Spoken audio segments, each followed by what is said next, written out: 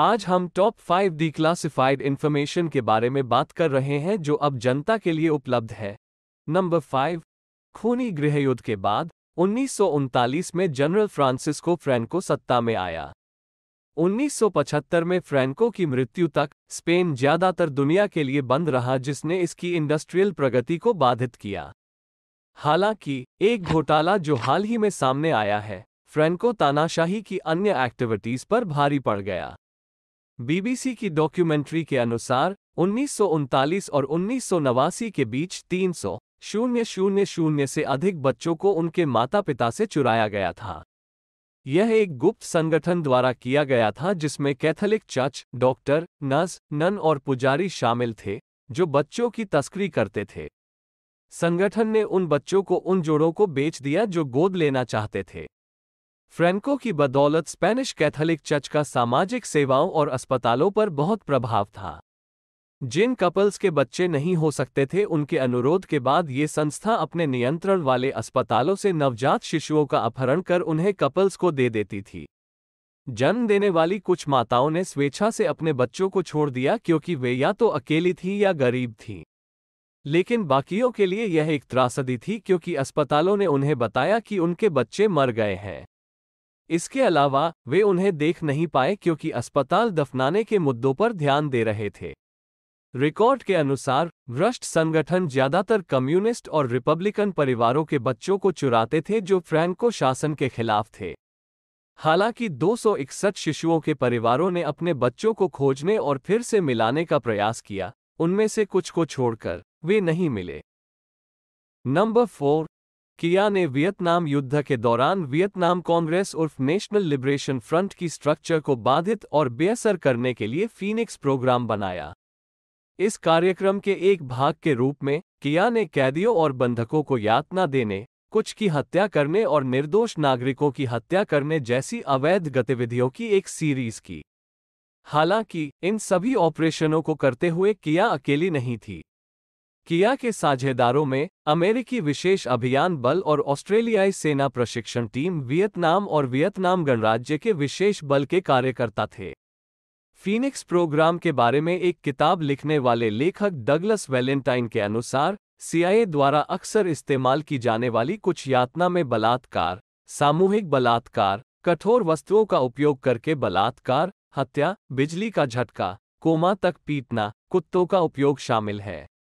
साथ ही एक सैन्य अधिकारी ने डगलस वैलेंटाइन की कहानियों की पुष्टि की और स्वीकार किया कि उन्होंने युद्ध के दौरान इस तरह के अत्याचार के दृश्य देखे थे।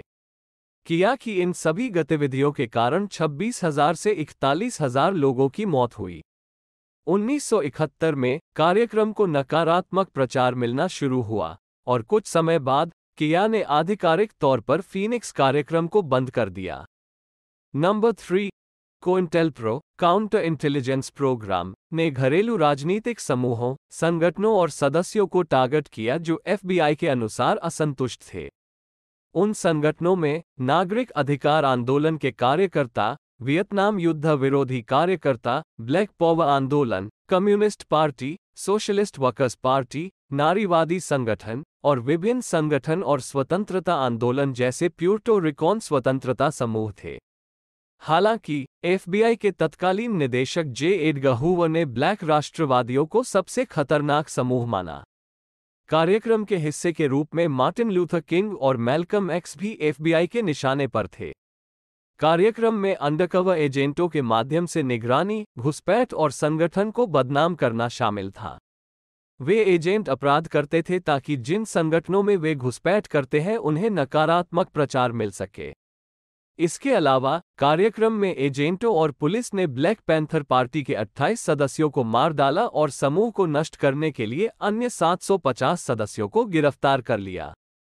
अन्य आंदोलनों और संगठनों के प्रति भी इसी तरह की हरकतें हुईं। एफबीआई ने झूठी कहानियों और उनके बारे में जानकारी वाले पैम्फलेट वितरित करके इन समूहों के खिलाफ मनोवैज्ञानिक युद्ध भी चलाया।